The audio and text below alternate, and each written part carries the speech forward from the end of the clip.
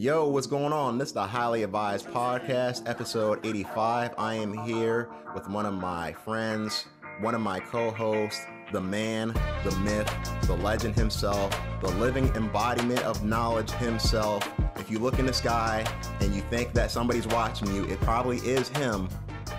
Big Cozy, Too Cozy. Yes. Thank you for the great introduction. Shouts out to everybody who has listened to our podcast from episode 1, and shouts out to everybody that has listened to our podcast to episode 85. It is yours truly, the living embodiment of knowledge, your master, your superior, the man that you must be on your knees and pray to for a piece of knowledge. Big Cozy, Too Cozy, the greatest, the flyest, the smartest, the all-knowing, the most charismatic being you have ever thought of in existence. It's me. Make sure you follow me at Big Cozy, Too Cozy. Make sure you follow the Highly Advised Podcast too on Instagram at the Highly Advised Podcast, Twitter, Advise Highly, and drum roll, boom, boom, boom. Make sure you subscribe to the YouTube. Yes. At the Highly Advised Podcast. Yes. So this is episode 85. What's up, Nigel? It's me, your boy, Big Cozy, Too Cozy. Shouts out to Spence. Spence right now, he's taking a trip to Antarctica because I told him there's something that I need him to do down there. So he's down there for a week or two.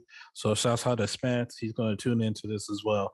How was your past week, Nigel? I like how Spence is down there doing your dirty work. You know, I guess that's just the role he's playing for you. Hey, man, somebody got to poach the Penguins. It's like, I'm just joking. Peter, don't come after us, please. Nah, please don't. They throw blood on you and shit. Yeah. I'm doing all right. Chilling out. We have our NFL teams respectively in each other's rooms. I'm not sure if you listeners know, but the Steelers and the football team are both 5-6. We being 5-6-1, him being 5-6. No, correction. We're 6-6. You guys are 6-5-1. Thank you. Prior to the wins, we were 5-6. Okay. Well, we were 5-5 and 5-1. Well, yes. Yeah, we were 5-6, but it's all good. We won. That's all. So my question is, are y'all in the running to go to the playoffs at all? Yeah, we're actually currently sitting at number 7. So if the playoffs were to start today, we would be in the wild card. What are the chances? Like, I really don't understand. I saw that, Chase Young, probably one of your best defensive players, went down, and I was like, there's no way in hell. But apparently I was wrong. Hey, man, Ron Rivera is doing something. So all I have to say is shouts out to Ron Rivera. Shouts out to the team for not quitting and giving up. We're on a 4-game winning streak. And the fact that we beat the Buccaneers in one of the 4 games, it's also, to me, it's a big deal. Then we just we didn't stomp out, but we beat the Raiders. Then we beat the Seahawks. So to me, I just felt like, hey, we're on a good run. We, hopefully we can, dispatch of these Cowboys, but that's kind of a tall task because unfortunately they're playing really well. So now the Lions got their first win this season. We don't really have to get into that, but they were 0-10 prior to today, and now they are 1-10-1. You know what I'm about to say, right? I don't. Spence's Minnesota Vikings is the 1-1-10.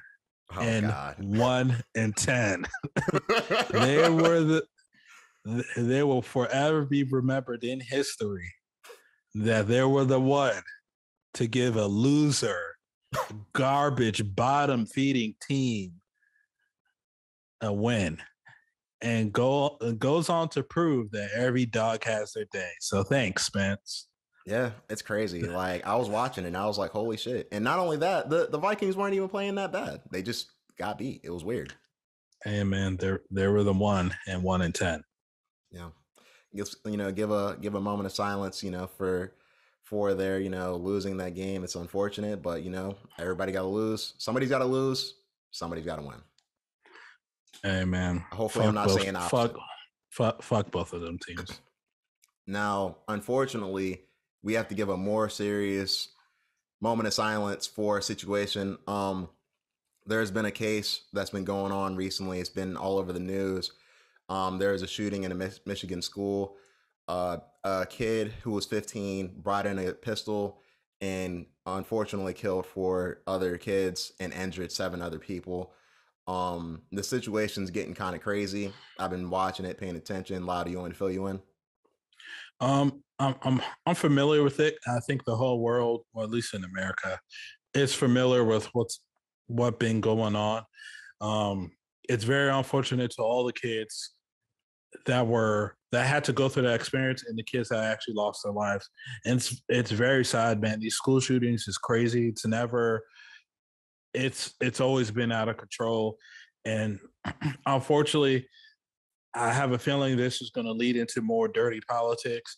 And it's just, man, 2021 has had its downs for real, man. It's just like, wow, the punches keep on coming. Before you really divulge into what you want to say, because you said that you've been really following it, I've seen that a high school football kid, he like sacrificed himself to save his classmates from the school shooter, and I thought that was crazy. I was just like, damn, like a high school kid, he hasn't even got to experience life like that, and his life is already gone because he made a sacrifice to protect others. So hopefully he's honored and they do a big tribute to him and all that, because that's crazy, man. That's so crazy. That's actually pretty sad. I didn't hear that part.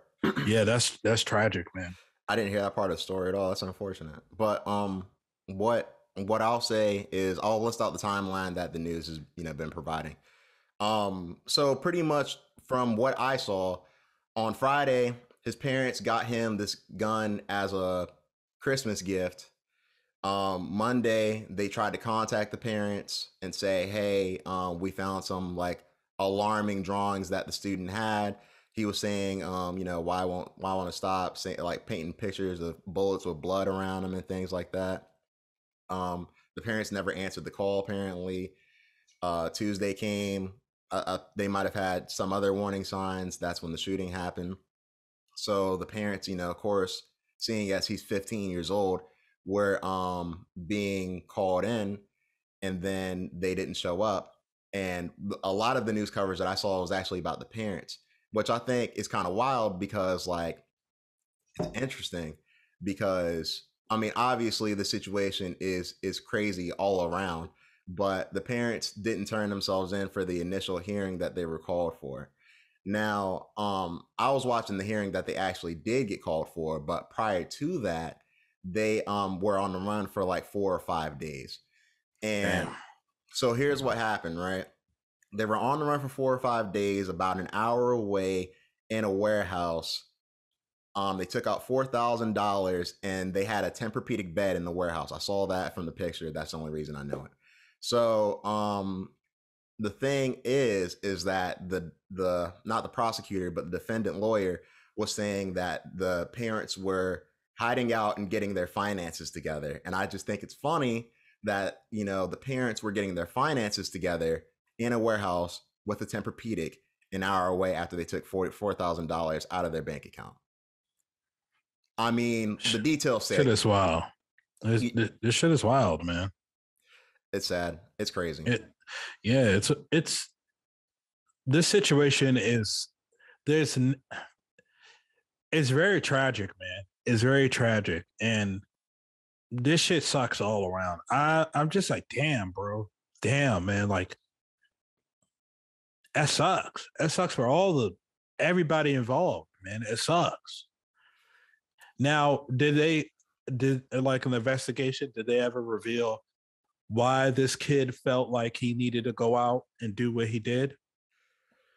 I mean, if you look at the evidence, it looks like he might have just been a disturbed kid, but it could go one of two ways because, people, if you want to go with their showing on its face, he just looks like he's a disturbed kid.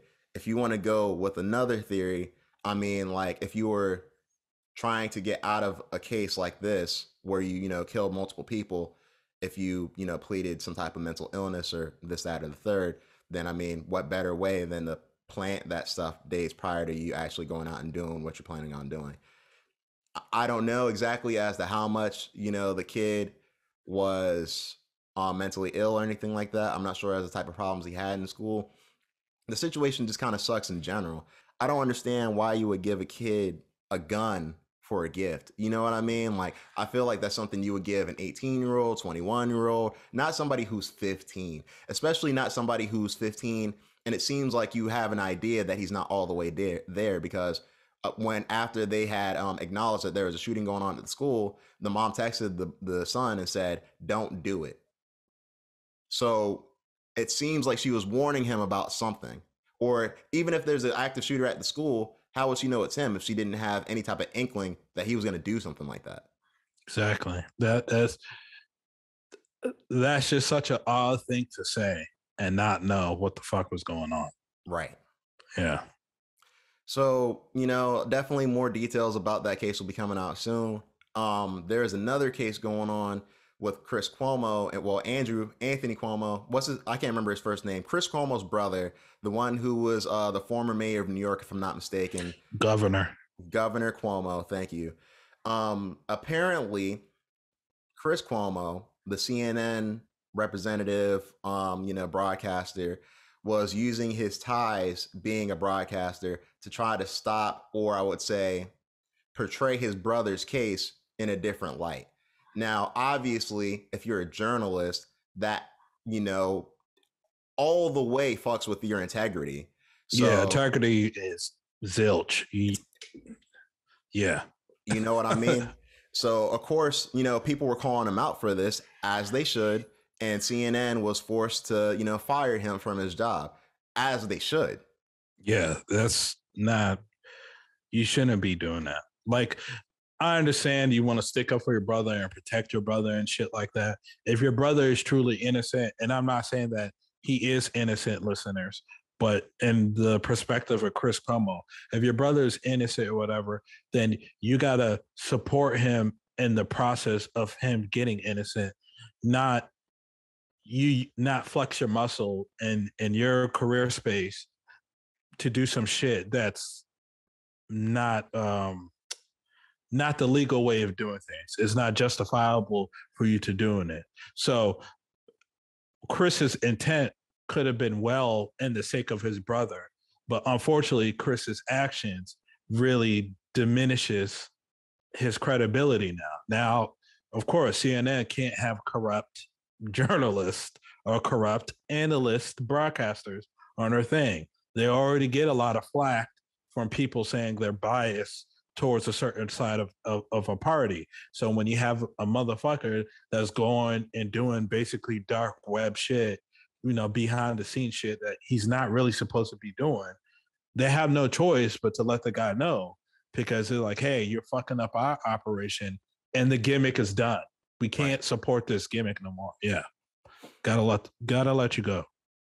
My thing is this too, right? I'm not mad at him for trying to defend his brother. You know what I mean? I'm not gonna lie. I'm not mad at him. But I mean, ethically, is it right for his job? Absolutely not. You know what I mean? It's not. Yeah. Like, so I mean, I don't think he was really expecting anything else, but I think he was pretty much willing to jump in front of the bullet for his brother. And I gotta commend him for that, but that shit'll get you fired very fast. Hey man, that's his shit. It's either he knew the risk or he didn't, but fuck it. You know, he made his bed, so now he got laid in it. Yeah, man. Now, I know that a lot of people are laying in their beds on the Kick app, or I should say the Sneakers app, trying to get some new shoes and, you know, different things like that. Maybe a PS5 for Christmas, gifts, Xboxes, right. Blah, blah, blah. Right. And, you know, they can't get it because of the bots. But the lawmakers are trying to make a law to stop that. Yeah, I think this is a good thing. So listeners, some U.S. lawmakers, they're announcing a bill to basically prevent people from scalping, meaning all these, if you're a person that's into sneakers and the sneaker game's all fucked up now because you have these guys who have access to a magnitude of bots, Well, the U.S. lawmakers, they put something in to stop shit like that. If you're somebody who couldn't get a PS5, still can't get a PS5, and you still own the PS4, I mean, me and Naja, we feel sorry for you because we got our PS5s the natural way. So we didn't have to buy from no stank ass, bum ass scalper. Exactly. So I was about to say another word, but I'm glad I held it back. You're a new man now. You can't be saying words like that. You're cleansed. I am thoroughly cleansed. You're correct. But yeah, so this bill is going to prevent people from doing that. So little Mike from Rhode Island, and I don't know a Mike from Rhode Island, but Mike from Rhode Island, he's one of these fucking people who sits on a computer all day and he buys up the stock of brand new Jordan 5s that's about to come out, and the stock is completely clean because he bought them out. Then he's going to resell it for about $200 more. They're trying to stop shit like that, and I think it's great because you have people like Nigel and me, Spence, our other friends, our loved ones that's trying to get our hand on these Jordans and these PlayStation, Xboxes, whatever for Christmas gifts, and it's fucking us because we're like, damn, we can't even give the children a good gift because you got Mike from Rhode Island who's sitting on a computer all day with mayonnaise under his stomach, and he can't, and we can't even fucking, damn, bro, damn. So I'm glad that they're doing this, and they're gonna fuck. I hope they fuck up that whole scalping game. I hope they destroy it all because it's crazy, man. PlayStation 5s, they still like north of like $700. Some of them are still like, some of them you can find some for like $1,200, $1,000. It's crazy. Fuck that. That's crazy. Like I would That's never. crazy. I never remembered the PlayStation 4 being this hard to get. The Xbox 360 being this hard to get. But the new shit, it's because you got these guys. Hey man, we know this is how it demands. I'm going to grab it and resell it for like $500 more. Just fucking people over. It's crazy. Well, I mean, it's probably a little mixture of two things because you got, not only do you have the scalpers who have 100 bots waiting to go, you also have the chip shortage at the same time. Yeah, you're right about that. That's also delaying shit and putting shit on back order and all that stuff. I'm just glad it's there. It doesn't really affect me directly or personally because I have everything that I need and I have everything that I want. But for the people that I know that's struggling and they're like really not counting, but they really want this shit and they can't get it because some fucking guy named Mike at Rhode Island, who has a shower in days is utilizing these bots. I feel for those people, but hey, we'll just have to see how it develops over time. So do you think Mike from Rhode Island is going to not shower for days once they introduce the rumored subscription service that PlayStation is talking about? I don't know. It depends if Mike is a gamer or not. If Mike is a gamer, then he might not shower for weeks. But if he's not a gamer, after he's done scheming and scamming, he might finally rise up from his crusty chair and go to the shower. The PlayStation subscription service, though, I'm excited for it. If it's a real deal thing, it's actually legitimate. If they do have it, I'll be happy. I know I've told you multiple times that there is no way in hell I'm getting this new Xbox, and I plan to stick to that no matter what. That being said, though, I think that this is good for competition because Game Pass is a good service and it has a lot of good games. You know what I mean? Yeah. Honestly, we got to give kudos to Xbox on the Game Pass thing because PlayStation would have even done this if Game Pass wasn't such a success. True. They're only doing it because they're like, hey, we need something to compete. People are not really fucking with PS Plus like that unless, they like the free games that we get. But I'm not going to hold you. Some of them PlayStation Plus games, they're kind of like, they're kind of, they're not that fucking good. They're not. So, especially the offerings that have been on the PS5 haven't been great. So for listeners, Yeah. So for listeners who's into gaming and is into subscription services shit, definitely keep an eye out for this. Look out for this shit because if PlayStation could come out with something that could rival Game Pass, now we sparked up another debate on who's better. So here at the Highly Advised Podcast, well, me and Nigel more specifically, we're PlayStation guys, but I will admit Xbox Game Pass is a damn good service. So I'm curious to see what PlayStation does with it. Now, I mean, for me though, like the way I see it is like any more free games is a good thing. I feel like Right. a lot of people are gonna have to start giving free games in order to, you know, have people play their shit or at least discounted games. Because I mean, technically, it's not free. You're paying for the service itself. And to me, I don't have a problem with that. It's like Netflix. Right. Netflix, Disney Plus, all that other shit, like the streaming shit. Like I don't have a problem paying for a service like that if I have access to a library to a bunch of shit. I don't mind that because there's some shit that I want to play. I just don't want to spend the fucking money for. And when I'm done playing it, I don't want to keep. If I want to actually own it, I definitely going to spend my hard-earned money to own it. But I'm not. There's not every game that I want to play. I don't want to buy. So I'm not mad at this little service. Now we got another. Well, not we, but a specific somebody got a lot of good news other than the rumored PlayStation subscription service that we were talking about. Okay.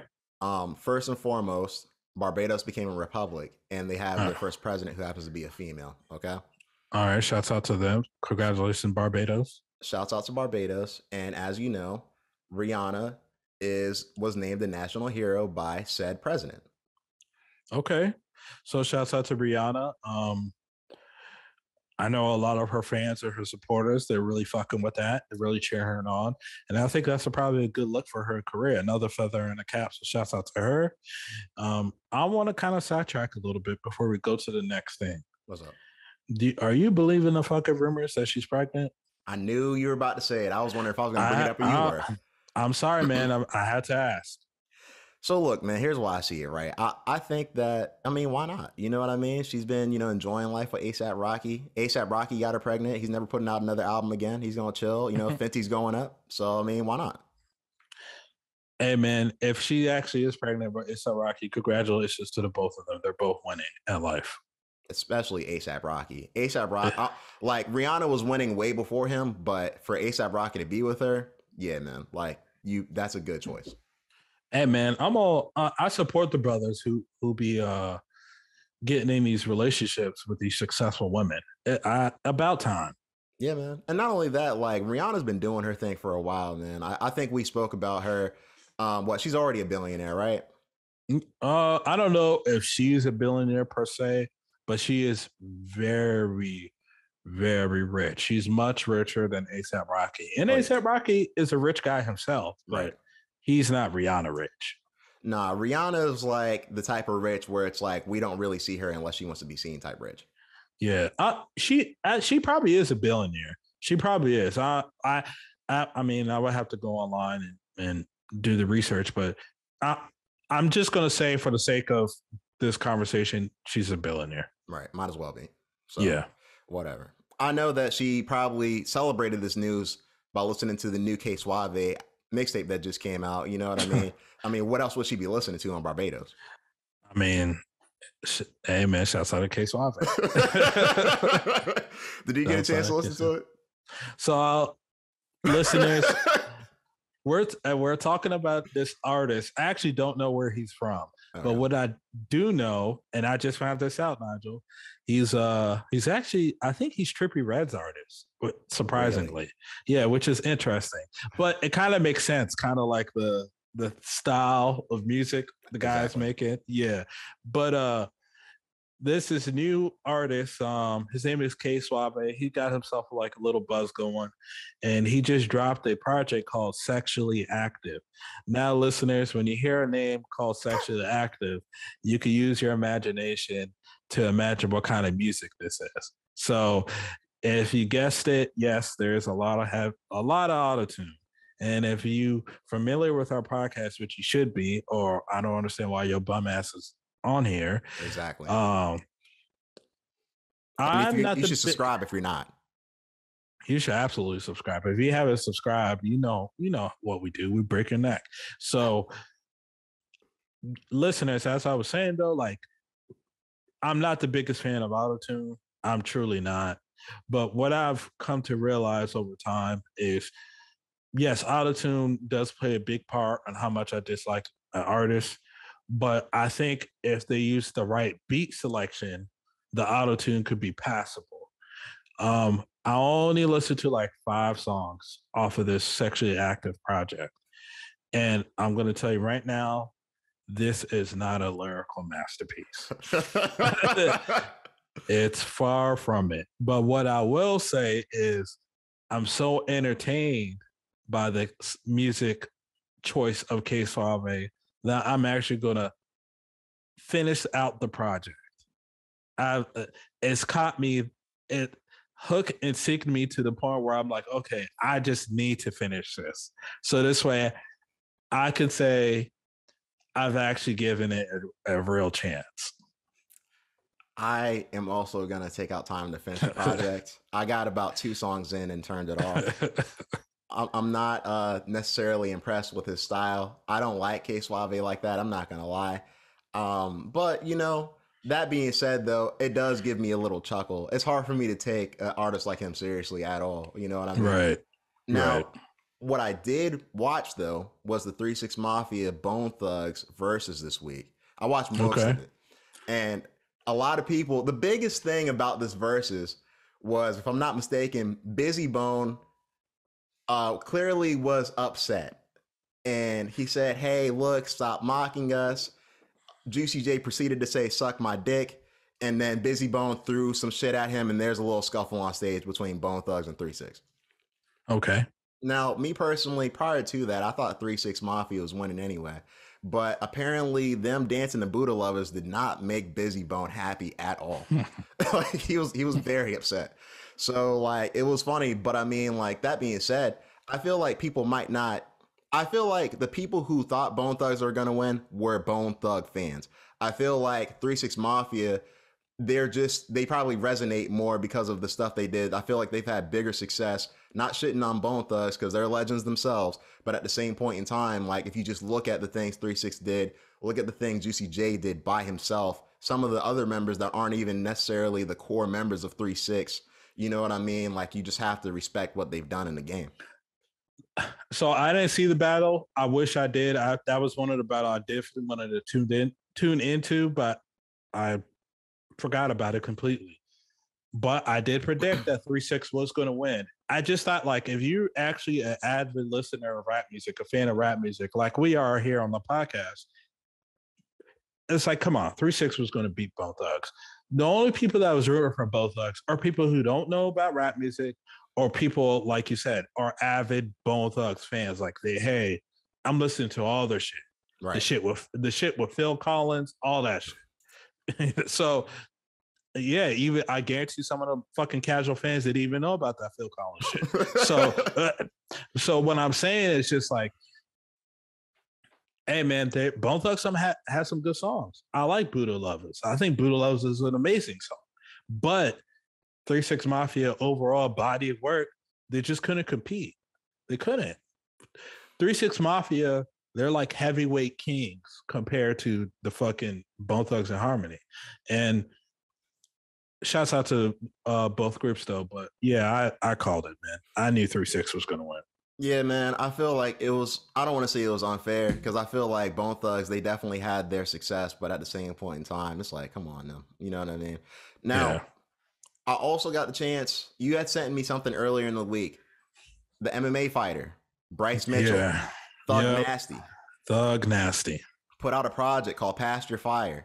I listened to majority of it, and I gotta say, it's not all that bad. He actually can rap.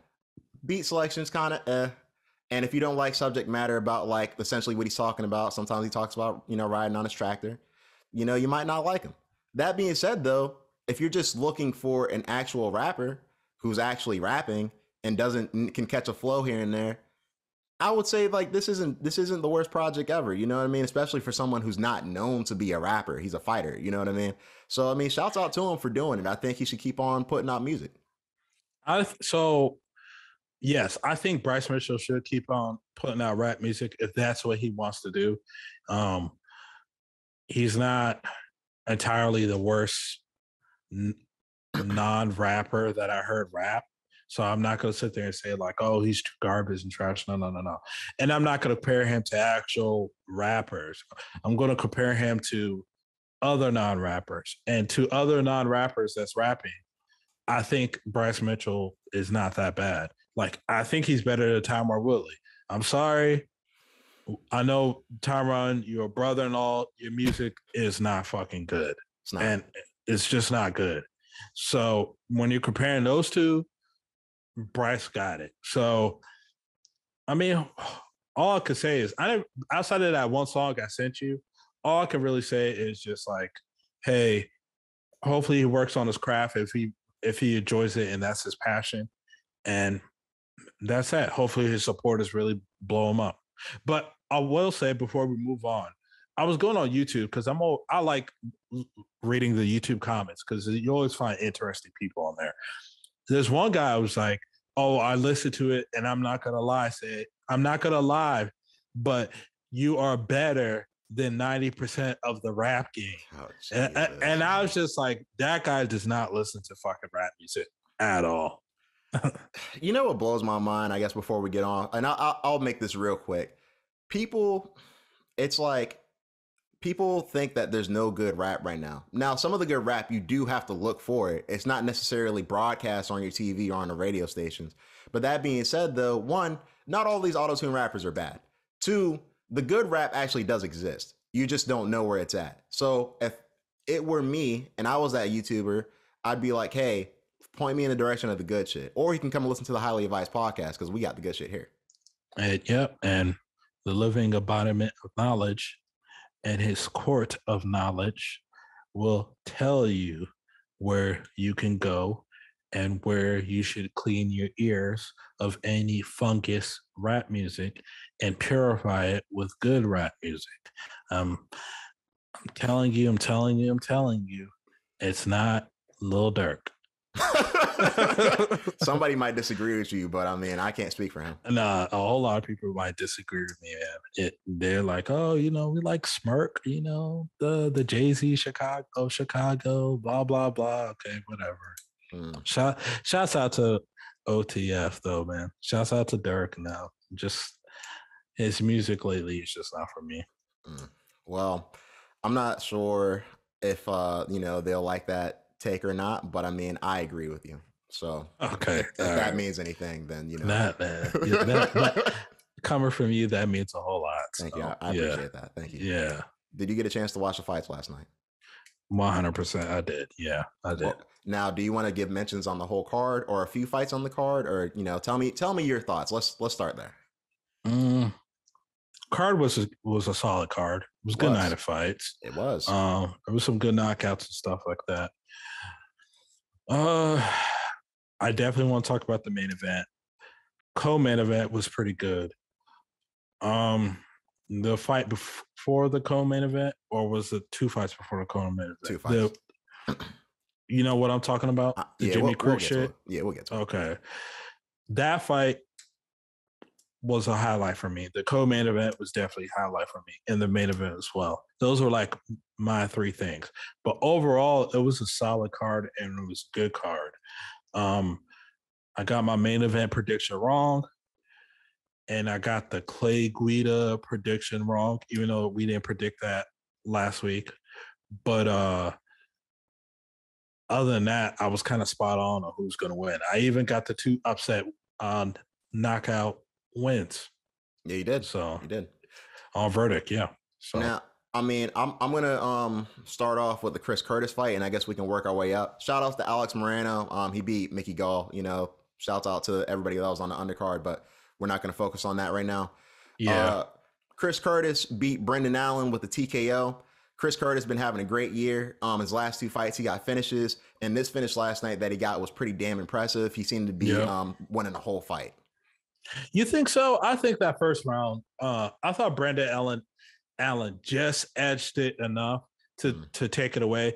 I could be wrong, but it was very competitive that first round.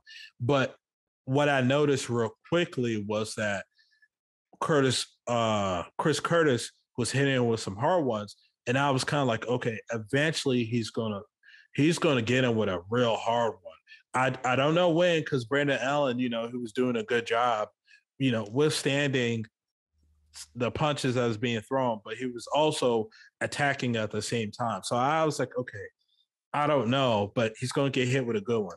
I didn't think he was going to get hit in the second round. I didn't think I didn't think he was going to get hit that hard in the second round. I thought it was going to be something like third round, but that the body shot, then him coming up top with it after that was a good little 1-2 combo. I was like, okay, yeah. Chris. He had thrown it a couple times prior to that. I mean, me personally, I think I'm not going to say he like completely dominated the fight in the first round, but I thought he did enough to win it personally. Okay. I thought the setup with the body punch to the uppercut, was it an uppercut he caught him with? No. It was like a body hot. Body hot. It was a body punch, and it looked like it was a hook that he set him up with. And I had to rewatch it to see if it was a hook or kind of like an overhand right. But it looked like a hook to me in the moment of time. But yeah, it was a nice little 1-2. Well, I mean, like either way, shouts out to him. I'm going to rewatch it actually, because I want to see what you were saying in the first round and see if he was actually winning or losing. Now, in the next fight, Clay Guida was damn sure losing that first round. Here's the thing about that Clay Guida fight that kind of made me upset. So that's a fight that honestly Clay Guida should have lost. Hear me out. Like, I'm listening. He was punished pretty badly, and any ref would have came in there and stopped it. And I'm not saying Clay Guida was knocked out, but he 47 shots to none before the break. And that referee, Keith Peterson, it's very interesting because remember when Dominic Cruz lost to Henry Cejudo? He said he smelled like beer or something and cigarettes. I can't remember. Yeah, beer and cigarettes. But the whole argument was, oh, well, Dominic ate 11 unanswered shots. What did he expect? And I was sitting there not defending, but I was agreeing to those people. I'm like, okay, you make a point. When you get clocked so many times, what can the ref has to step in. Right. This guy, Keith Peterson, this is the second time now that I've seen after the Dominic Cruz fight that he's let people go withstand a lot of punishment. This fight that happened with Clay Guida and the fight that happened, Marlon Moraes' last fight, where he was beating them nonsense out of that guy, then Marlon Moraes ends up getting knocked out. It's the same referee. And I'm telling you, I'm starting to believe Dominic Cruz. As more and more fights like this happen with his referee, I'm starting to be like, Dominic wasn't wrong. Man, it's so funny to me. I was watching the fight and I was like, how did they not stop it? I haven't seen it's been a long time since I saw a fighter get hit that much in the way he was getting hit. He wasn't putting up good defense. He was just hitting him over and over and over again. I don't know how Keith Peterson did not stop that fight. The only thing I can say is that he didn't stop it specifically because it is Clay Guida. That's it. I mean, like it or hate it, that's what I think happened. That being said, though, when he got the finish in the second round, I was just like, I can't believe it. I mean, the guy was probably exhausted from punching him in the face as many times as he did. You know what I mean? Like, he was hitting him a hell of a lot. It was like 47 strikes landed to 0. Like Clay Guida, that would have been a TKO with any other fighter. Oh, the guy was sure. Looking. I'm telling you, I'm starting to agree with Dominic. Like, it's that referee, man. That was like, that's crazy. Like, that didn't make sense to me. It just didn't make sense to me. Now, I'm not a Clay Guida fan, but, I'll give him props for him coming back and getting the submission win. But that was a fight that he should have. If Leonardo Santos, if he still had gas in the tank, Clay Guida was not winning that fight. No. through the grace of God, Leonardo Santos blew his gas tank because he thought he fucking won. You know. I mean, you know, I think Clay Guida. Shouts out to him for getting the one. I'm not gonna lie, after seeing that performance, like if he goes against somebody who's skilled, even more skilled, they're gonna put it on him. Probably similar to the way he got put on tonight.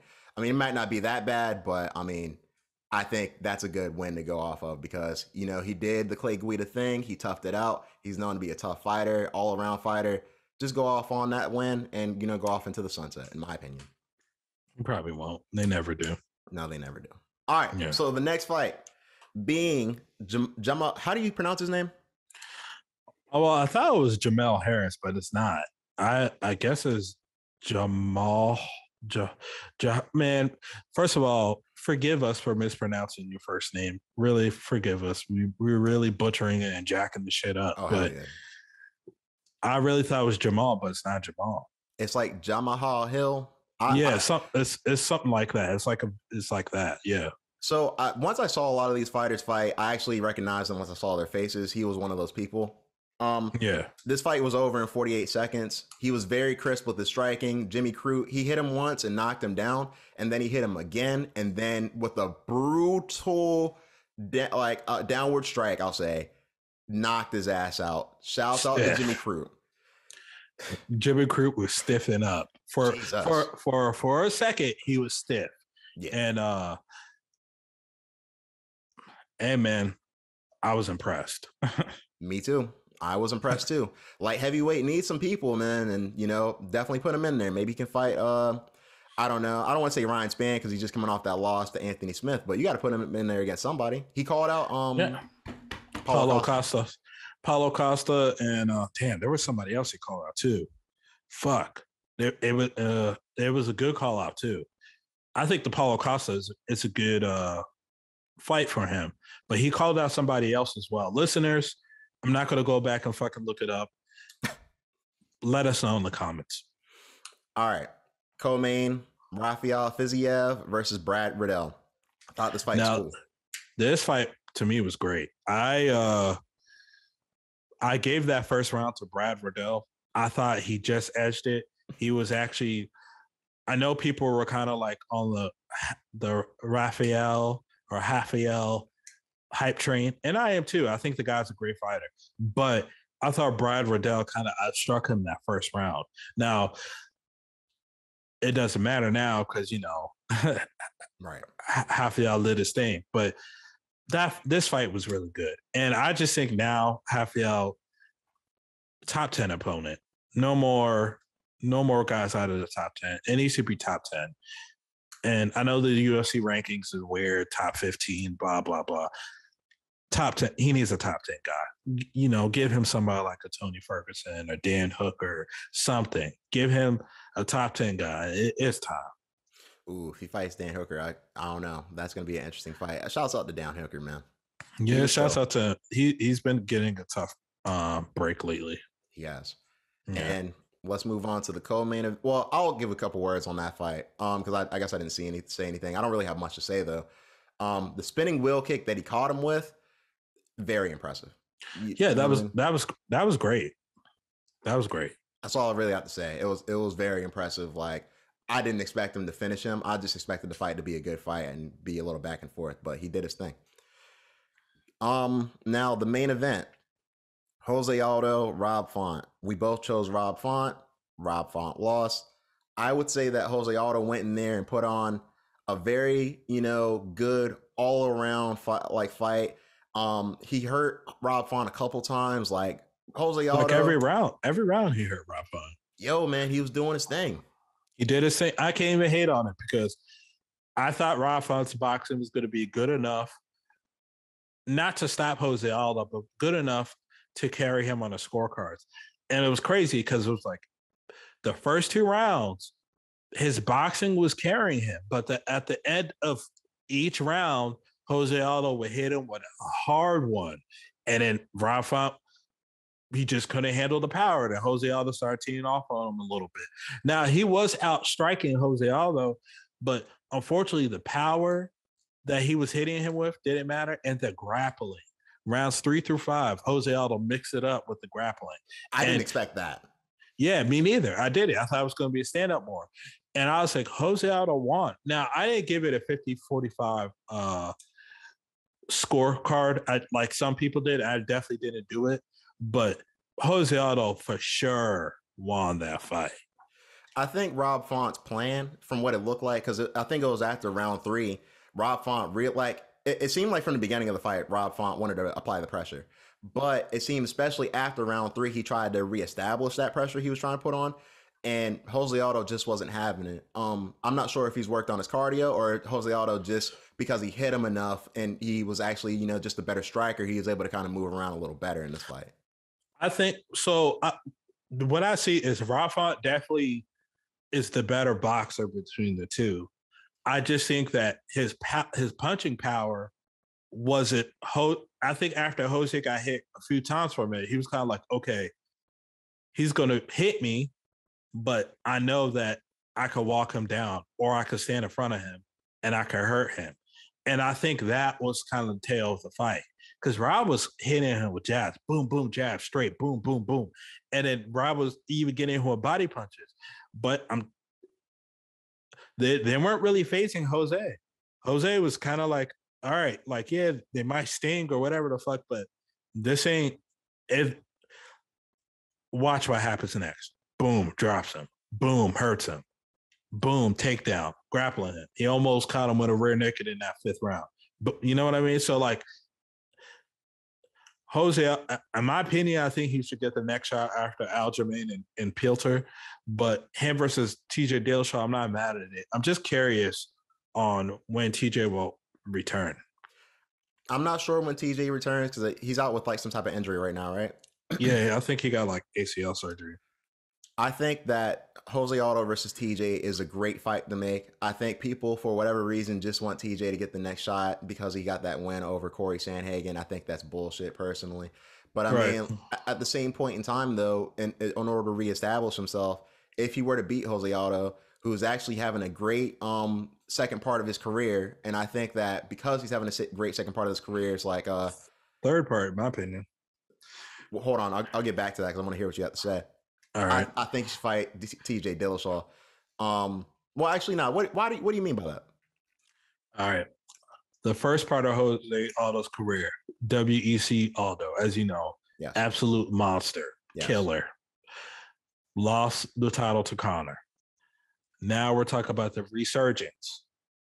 After he lost to after he lost to Conor, got knocked out, he comes back. He beats Frank Edgar, and then he becomes the interim champ. Remember? Mm-hmm. Then he becomes the featherweight champ again. To me, around that time, that's when it was kind of like his second reemergence. But it wasn't long lasting because that then comes in Max Holloway. Now he's down a bantamweight doing the same. To me, that's just like third resurgence. I can see that. People are forgetting he did become featherweight champion again after he got knocked out by Conor. Let's not forget that. Yeah, exactly. So, I mean, in my opinion, like after seeing him, because I'm not gonna lie, like after Jose Aldo went down to bantamweight, I was like, there's no, chance of him ever being in a title fight again. But he just keeps on winning, man. Like, in my personal opinion, to me, he has to be in the top 10 of all time just because of his dominance over the fights that he's been doing. Just think about the amount of time he's been good. I know there's been a little argument going on in the MMA community. I put him above Khabib if we're talking about top 10 lists. Absolutely. I put him above Khabib because one of Khabib's arguments was, after you lose and you start to get up there in age, you could never win again. Well, you see Jose Aldo, he kept winning. Glover Teixeira just won the light heavyweight championship of the world. Even let's go a few years before that. GSP comes back from retirement after being out for years and wins the middleweight championship. I was like, well, what Khabib is saying is not factually true. So, and when you want to compare the resumes, Jose Aldo has a much better resume than Khabib. Absolutely. Khabib only beat 3 lightweights. And the 3 that he beat them that he beat, one of them was a former world champion, and that was Conor McGregor. So if we want to talk about credibility and strength of schedule, Jose Aldo beats him by a mile. He's beat more solid competition, and he's defended his title a lot more. Not only that, but if you look at the people he lost to outside of that Marlon Moraes fight that a lot of people thought he won, a lot of those fighters are champs now or former champs. Yeah, and I'm not even talking about champs outside of the organization. I'm just saying, like, Jose Aldo, he's beaten the best out of the best. Unfortunately, Conor McGregor had his number, but outside of Conor and outside of Max Holloway and Volkanovski, who people consider the greatest featherweights in UFC history, let alone probably MMA, because featherweight division outside of UFC isn't really worth talking about. Bellator, they got a decent, but it's not UFC caliber though. They got Antonio McKee. You mean AJ? Oh, I'm sorry. Yeah, not his dad. Yeah, AJ McKee, to me, he's the shit. He's UFC level. I hope at some point he comes over to the UFC. Like, for real. Yeah, he's nice. But Patricio's nice too. Yes. Patricio, yeah, that motherfucker, he's nice too. Both of them. They're, to me, they're UFC caliber fighters. But yeah, I just think Jose Aldo, he's more of a GOAT than Khabib. And shouts out to Jose Aldo. Good win for him. I kind of wish that he would get the next shot after Aljamain and Piotr, but I'm not mad at him and Dillashaw. I guess, just to determine who's next in line. Now, real quick before we move on, I got a question for you, and this will be the last thing that we have to say about this. 3 former champs, GSP. Let's go GSP. Matter of fact, no, scratch that. John Jones, Khabib, Jose. Who's the most likely to get the belt back? Say it again. John Jones, Jose, and who? Khabib. It'll be a tie between Khabib and John. All right. I don't even have to hear an explanation. I was just curious to hear your thoughts. Now, next weekend, my birthday celebration. There's going to be a fight card coming on, UFC 269. Happy birthday to you. It's not my birthday yet, and I'm not going to say when my birthday is, but you know. Yeah. I'm just saying it ahead of time. Oh, thank you. I appreciate it. But yeah. UFC 269 is coming on next weekend, and it's going to be a good card. There's some good fights on there, and we are here to talk about them as, the living embodiment of knowledge. And I need a good nickname for myself solely, but it will get there. Yeah, man. We'll think about it, man. I'm pretty sure we're going to get something that sticks. Yeah, sure.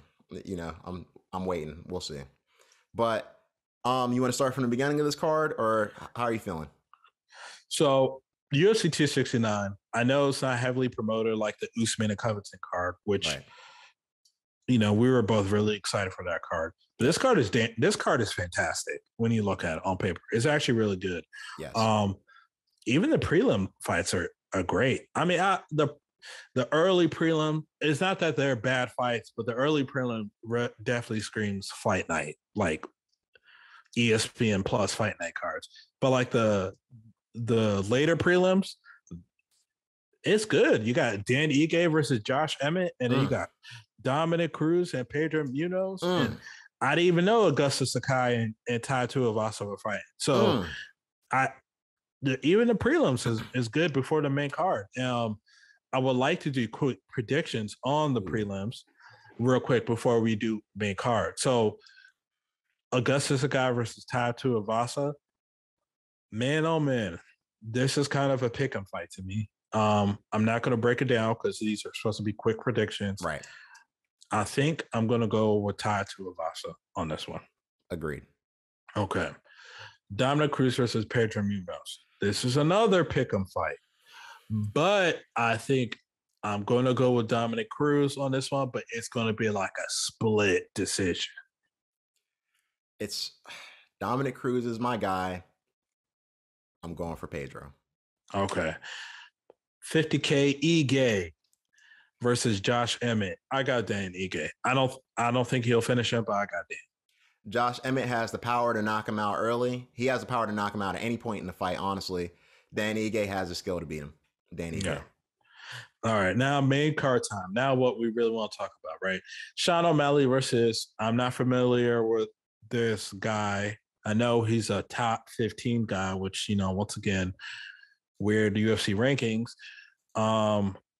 Forgive me if I mispronounce his first name and his last name, but I think it's Rulian Paiva or Paiva. It could be either of those. Once again, forgive me for mispronouncing, but this once again seems like another fight that's tailor-made for Sean O'Malley. There you go.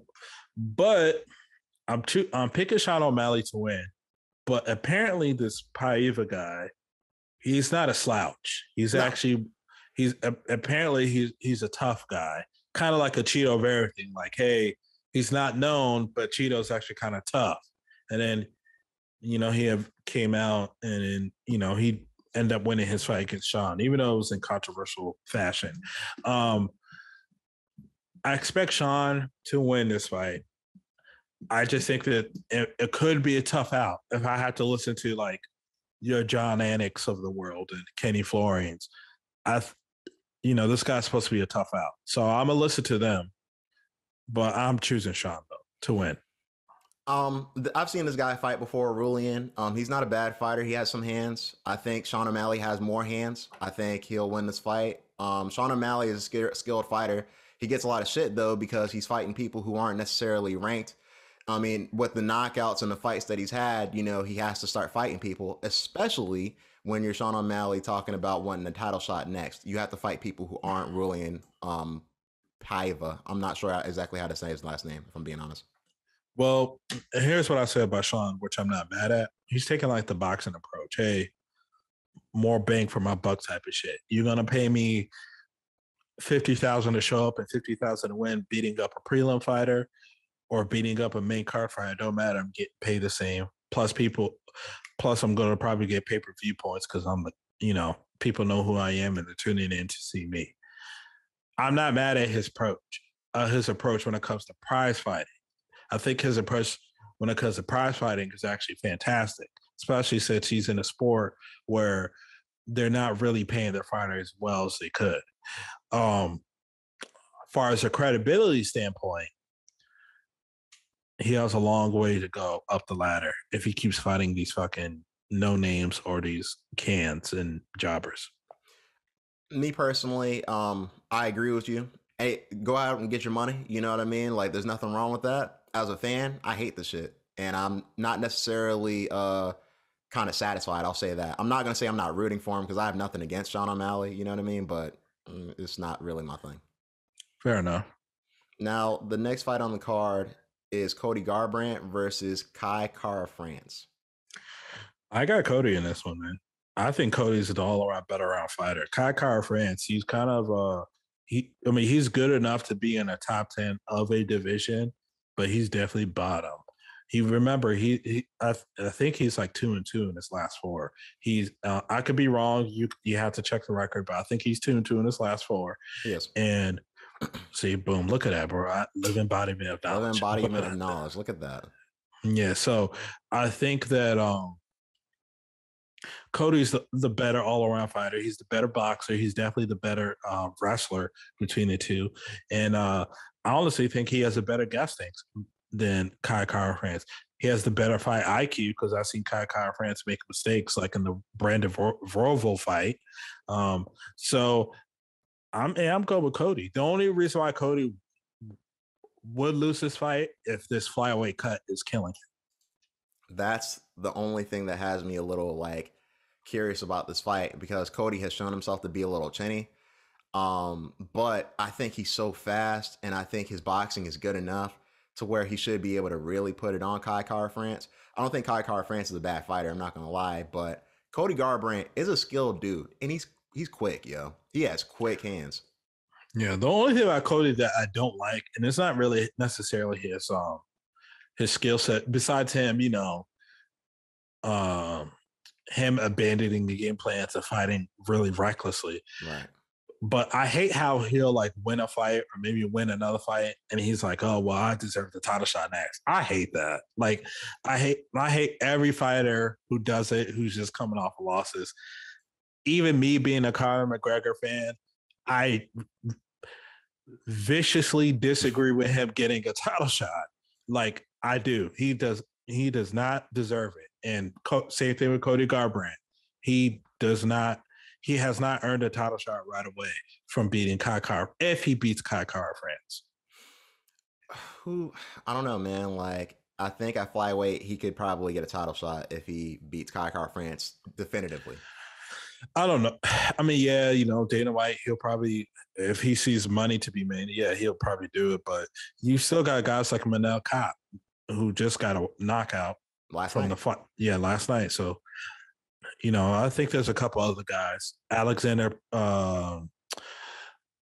Pantoja, he's on a streak, and he should. And the guy that Brandon Moreno fought, the undefeated Russian dude. You know what I mean? So there's some guys that flyweight. I don't think Cody should jump the line. If you give him the shortest path because of his name and he can help sell tickets, then it is what it is. But I don't think he should get the next shot, right? Just off of one win. What I'll say is that I think if he wins, Brandon Moreno will fight Cody Garbrandt next. He's the biggest name. Excuse me. Fair enough. Bless you. But yeah, they'll probably do. You're right. You know, it's at the end of the day, it's prize fighting. So right, exactly. I mean, and if we can't be mad at Sean, then we can't be mad at Brandon if he does the same thing. So yeah, what are you gonna do about it? You know what I mean? Right. The next fight is Jeff Neal versus Santiago Ponzinibbio, a fighter that I'm actually not the biggest fan of. I had a little bit of a hype train before he got beat. Ponzinibbio? Yes. Okay, so shouts out to Ponzinibbio. He had a long layoff before he got beat by Li Jingliang. Yes. So but after that fight, he came back and won another fight. So, and nobody was actually fighting Ponzinibbio for a while too. He was trying to call us people. Nobody wanted to fight him. Yeah. So I think Ponzinibbio is going to beat Jeff Neal. I don't see. I'm not. And also, Jeff Neal just got into some trouble recently too. He did. Yeah, he got a DUI. So I don't know how this fight is going to go down, and I don't know if Jeff Neal's in the right mental space, and I don't even know if that his arrest is hindering his training as well. So I'm going to go with Ponzinibbio with this one, man. I don't think he'll knock out Jeff, but I think he'll pummel him though. I can see the winner of this fight getting a knockout. I think that I'm going to go with Jeff Neal because he's just been a little bit more active. Ponzinibbio in his last fight, while he's a very skilled fighter and he probably could beat Jeff Neal, I think Jeff Neal, you know, if I'm not mistaken, he's coming off a loss, and I think he'll be looking to prove something. Okay. Even though he just got arrested too. Well, I mean, I guess there's also that. So maybe he might have some stuff going on. Maybe it'll make him angry. You know what I mean?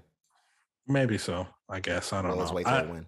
I don't know. I just don't like the arrest thing. The arrest thing is what's kind of making me sway to Ponzinibbio.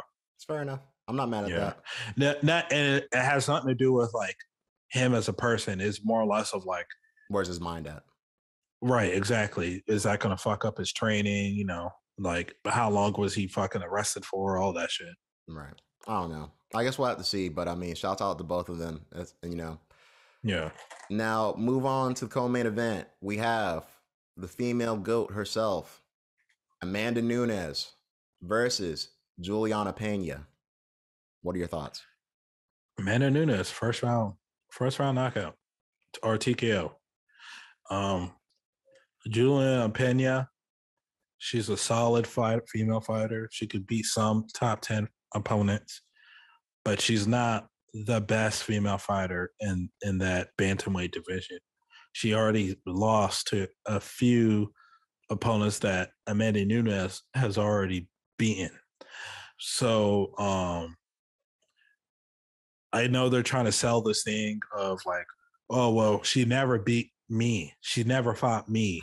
I could give her the problems to give her ish, And, you know, and kudos to Juliana Pena for trying to sell the fight and try to get people to care, even though I just don't see her lasting past the first round. If she lasts past the first round, then she'll just get finished in a second. I just don't. Unless Amanda Nunes is coming in here to play with her opponent like she did with Felicia Spencer, who just retired, by the way. Yep. Shout out to Felicia. I think that I just don't. This is not competitive, man. To me, this comes off as like Amanda Nunes is like, hey, look, my young child needs some new Gucci, so yeah, I'm gonna take this fight and get this paycheck. Amanda Nunes is like, my young child is growing up, and the more she, gets aware of the world, she wants more things. So I have to beat more women. Yeah. That's what it is. Me personally, I see this fight slightly differently. I think Juliana Pena is skilled enough to make it to the second or third round, but I think Amanda Nunes is Amanda Nunes. And I think that she is going to come to win this fight. I don't think that Juliana Pena can necessarily beat her anywhere. I think that she's solid enough, though, to not just go in there and get finished. I personally think she's a better fighter than some of the women that Amanda Nunes has fought, but I don't think that she's on a level to really like make it to the fifth round with her and get her in a dog fight. And if it is that way, shouts out to her, because Amanda Nunes needs that. I just don't see this fight going that way. Yeah, I agree. So we got the main event coming up next, the lightweight title, the fight that we've all wanted for a long time. Dustin Poirier comes off of the win of Conor McGregor, where he broke his leg, and we now have him fighting Charles Oliveira, the lightweight pride of Brazil. Shouts out to both of these fighters. I'm choosing Dustin Poirier to win this fight. I'm actually going to choose him by decision. I just don't think this fight is going to be an easy fight Actually, I'll take that back. I got Dustin Poirier probably by like fourth round TKO. I don't think this is an easy fight for neither fighter. Charles Oliveira is a very, very, very tough out. Hence why he's the lightweight champion of the world. Yes. And I remember saying, even though I chose Michael Chandler against him, and maybe I should learn from that lesson, but something telling me is just to go with Dustin. Oliveira, he knocked out Mike. He weathered the storm. It wasn't looking good, but he came back. And that shows he has heart, and he's learned from the past, and he's knocked out and he put Mike away. I think Oliveira is going to give Dustin a lot of trouble on the feet. I just don't know if it will be enough to the point where he can put Dustin away or make Dustin become a panic wrestler. And I don't know if Charles Oliveira can take Dustin down and do what he wants. Dustin is not such a slouch when it comes to grappling. He's not a slouch when it comes to takedown defense. Remember, he did get Khabib in that guillotine. And yes, everybody knows the result of the fight. Khabib won that fight. But he got him in there. You know what I mean? And Khabib is Khabib. So I look at Charles Oliveira, and I'm kind of like, I know MMA math doesn't work, but I just feel like if he could get that guillotine on Khabib, I think he can hold his own in the grappling with Charles Oliveira. I'm giving a casual take on this because I don't want. If we really break this down, this could really take up a lot of time. But long story short, I'm going with Dustin, fourth round TKO, the new lightweight champion of the world. He calls it not calls a career, but his legacy is officially complete. He rematches Justin Gaethje, knocks out Justin Gaethje for a second time, and then he could go retire in the sunset. Unless Dana throws him $10 million to fight Conor for a fourth time. I see him no matter what trying to fight Conor a fourth time. I don't think Dustin Poirier wants to miss out on that money. No, I think he really enjoys that money. I think he does. I think if they're like, hey, Dustin, you got to fight Conor, defend the belt. If he wins, of course, defend the belt. He'll be like, yeah, okay, cool. Yeah. I have no problem knocking that motherfucker out again. honestly think if he were to win, he'd drop the belt to fight Conor. And I remember saying that after he beat Conor last time. So, I mean, he's already talking about going up to 170. And Conor, you've seen the recent pictures of Conor where he barely looks like himself. You know what I mean? Yeah, so I don't want to discredit Charles Oliveira because Charles Oliveira does a lot of great things, but he could very well win this fight. Like, this fight is not an easy fight to really predict. Right. Unfortunately, just like the Rob Font thing, I'm going out here on the limb and I'm choosing Dustin.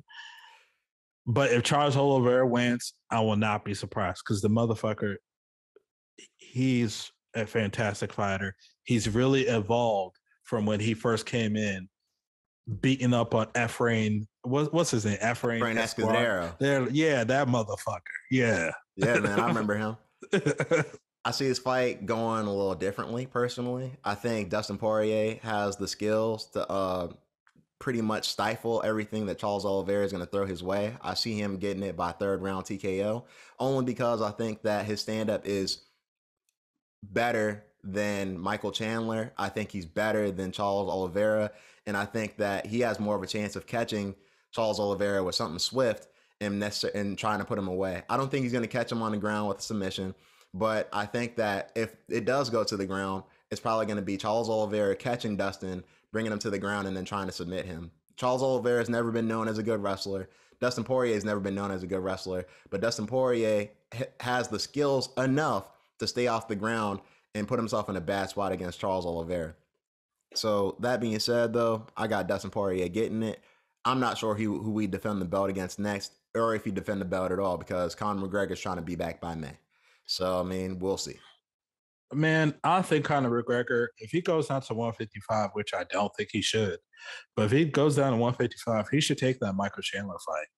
Absolutely. And I think that's obviously a pay-per-view main event. I'll probably end up doing 1 million pay-per-view buys because they're probably both of them. Michael Chandler seemed like he could help sell a fight. So I could see the fight is going to be ended in a knockout because both of them love to go for the knockout and strike. Conor should go for that. And if he wins that fight, because that's a fight that he can win, if he wins that fight, okay, then more than likely you'll probably give him a title shot. But if he loses that fight, which he can lose as well, yeah, he could lose that fight. I think Conor should either retire or really put all his eggs in a basket for a 170 run, which won't be an easy run either, because once he gets to the upper echelon, he's not going to beat Usman. Forget about it. Usman's going to kill him and destroy him. He won't beat Kobe. Kobe's going to kill him and destroy him. Yes. He has a chance against Leon. He definitely won't fight. Man, Hamzat will put him on his fucking head. So, like, at the That's upper a nightmare matchup. Yeah, honestly, man, it might be time for the point where Conor is going to take legacy pay-per-view fights. Hey, him versus Nick Diaz, shit like that. Because against the elite, he's not looking too hot. I don't even think Conor could beat Rafael. What's his last name? Fiziev? Damn, you think it's that far? I don't. Yeah, I think Conor fell off that hard, man. I think Michael Chandler gets him, but I'm not sure about that though. I don't think Conor. I just lightweight Conor, man, it's not great. And what fucked him up was the fucking Floyd fight, man. The Floyd fight, and then he took off 2 years? About 2 years? No, Floyd fight. He took off a year with Khabib. Mm-hmm. After losing to Khabib, he took another a year off before he came back to fight Donald Cerrone. He should have never fought Donald. He should have fought Justin Gaethje. Because the Conor that won the lightweight title, I was like, that Conor could have KO'd RDA. That Conor could have fucking KO'd Justin Gaethje. That Conor could have KO'd and Michael Chandler. I don't know. I don't think he beats Khabib, but that Conor could have KO'd a Tony Ferguson. That Conor, I think that Conor was really good, but he went off. He did the Diaz fights. He did. Then went off to get Floyd, the biggest payday for an MMA fighter in history. Mm-hmm. No MMA fighter will ever reach that kind of paycheck for years. Yep. He stopped fighting for years, and then he decides to come back and instead of taking on a legitimate lightweight, he fights Donald Cerrone in a welterweight fight. He smokes Donald, but Donald, I mean, I just look at it like this guy, man, he's really fell off fucking hard. I don't have really confidence in Conor, man. He has to cherry pick his way. I put it like this. The only way this motherfucker could get back to his graces, he got to leave that fucking camp. I agree with that. Like, I feel like at this point in time, I feel like people get to the point where it's like they get comfortable and they get to a point and the people around them get to the point where they don't want to question them too much. And I mean, you know, you've heard his coach said, oh, I won't allow Conor to fight, or, you know, I've been advising him, like, I'll kick him out, blah, blah, blah. Let's be real. Kavanaugh? Yeah. He's not kicking. He's got to go. He's not kicking him the fuck out. No, he won't either. Yeah. No. You think he's going to kick out his highest paid fighter and will always be his highest paid fighter? Fuck no. Kavanaugh probably got, he's probably a millionaire off of Conor McGregor. For a fact. Yeah. You know what I mean? Like, for a fact. Why do you think all those guys ride him so hard? Look at even Artem Lobov. I think Artem Lobov is hilarious, not because he's a funny guy, but because of the whole stigma of him. And he's rich from being beside a Conor. And as you know, Artem Lobov is not a good fighter. So he's not. But what I will say is his legacy was intact when he beat Paulie Malignaggi. You know what? That really was like significant for him, though. You know what I mean? It really was like a staple of his career. The GOAT, and then he comes in and beat this well-known boxer. You know what I mean? Yeah. It's crazy. Who would have thought? I was surprised. I thought the shit was hilarious. And for Paulie, you know, that's damning for his career. Yeah. His career is done after that. Like any chance for a comeback, it was shot to shit. But I fucking, when that happened, I was like, you know what? Those training videos might be factual, might actually be the truth. Conor said he knocked him down a couple times. Yeah. Who knows, man? Like, you know what I mean? Like, maybe he did get mad. Yeah, I'm telling you, maybe he did get maybe Conor did get the better of him. I mean, like, because he didn't look that great in that Paulie fight. No. I mean, in the Artem fight at all. I thought he lost it. Yeah. I scored shit for him. Like, you know what I mean? Like, yeah, I didn't think it was debatable or anything. Like, nah. So yeah. I don't know. But there's another boxer talking about mixing it up with an MMA fighter. Surprisingly, a fighter who, at the moment of this recording, has a fight tonight. Tank Davis, Gervonta Davis, says that he'd be open to fighting in MMA. I think it's great that he said it. He will probably never fight in any of the major MMA organizations. I don't think he'd ever fight somebody. Well, it can go one of two ways. Okay. One, he never does the shit ever, and we just never talk about it again. Two, I don't think he'll ever do it, but okay. Two, he fights somebody that's significant and that can get him paid a hell of a lot of money. I could see Conor versus Gervonta Davis in the UFC, and I see Conor knocking him out. And I don't. You don't want to. Okay, so I'll put it like this. Here's why it could be a little possible for Tank Davis, right? The UFC could never get Floyd because Floyd is a 9-figure guy. Yes. He's automatically A-side. You got to pay the guy no less than $100 million, which Dana White will not. No. You know, and he's going to get pay-per-view points on top of it. Right. So that's out of the question. These other boxers like Errol Spence, Terrence Crawford, Canelo, they'll never come over because they're in a prime right now and they're all dealing with their bullshit with trying to get these belts because none of them want to fight each other. And the only way they will come to the UFC is they're getting like 8 to 9-figure paydays, which Dana won't do that because they're not household. I mean, Canelo is, but the other guys I mentioned, they're not household names. So Dana is not going to do that. No. Tank, he's becoming a popular boxing name. He is undefeated. Majority of his wins are from knockout. He's some bullshit champion. But he's not getting paid Floyd money. He's getting paid a couple million, but it It ain't like Floyd money. Dana could cough up the money for Tank if Tank is serious. Right. But what I will say is, I don't, me personally, to be realistically, Tank is not coming to fight. He just won't. Right. You know, unless Dana does cough that bag up of a few $1 million, as if he was paying Connor or Dustin Poirier. But to fight fucking, if Tank is not coming in and fighting Connor, or he's not fighting somebody on Connor level, like far as popularity wise, I mean, the fight will never happen. It will never happen. So, I mean, this is all speculation and this is all us fantasizing and theorizing, but it will never happen. It's interesting that Tank said he would do it. So that's pretty cool. You could do a little bit of fantasy booking for the future, but realistically, he's not. He's going to stay safe where he's at, knock out more jobbers and cans for a few $1 million a pop. Could he be mad at him? No. That's the game that he was able to get into, and he's doing it well. Now, what weight class does he fight at? Like number wise?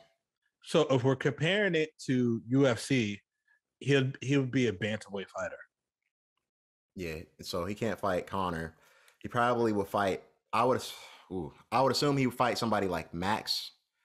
You know, probably the biggest name at featherweight. I don't think he'll fight Max Holloway, man, because Max Holloway would end up fighting somebody like Terrence Crawford or something like that. So, and Terrence Crawford is bigger than Tank. So I would weight wise. That's what I'm saying. And I think man, there's nobody at 135 that can really mix it up with Tank. I mean, that could sell the pay-per-view. Exactly. That's what I'm thinking of. Nobody in 135. You know, as nice as Piotr Jan is, who in an MMA fight could beat Tank, I don't think Piotr would beat Tank. If it's straight boxing bout, hell fucking no. Tank is, that motherfucker is nice. You gonna take his head off. Yeah. But if we're just talking strictly, but since we're just talking about just MMA, there's nobody 135 that can help sell a pay-per-view. That's gonna really want to bring him over for $1 million pay-per-view. Now, if he bucks up to 145, which wouldn't be smart for him, you could probably get a pay-per-view with him and Max, or a pay-per-view with him, or maybe you could do him and Volkanovski, because Volkanovski's but Volkanovski's not even a pay-per-view star himself. That's what I'm saying, man. I think, what if they try to do him versus Jose Aldo at 145? Jose Aldo's not a pay-per-view star. As dominant as Jose was, he was never a pay-per-view guy.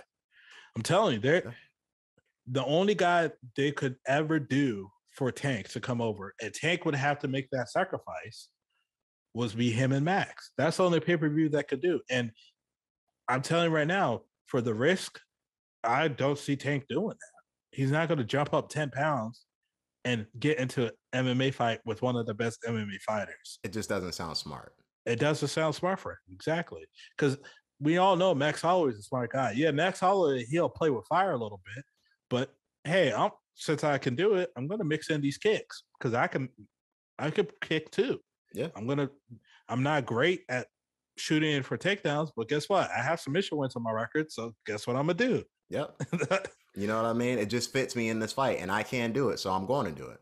Exactly. So, like I said, I don't think Tank is going to come over. There's nothing that really benefit him coming over.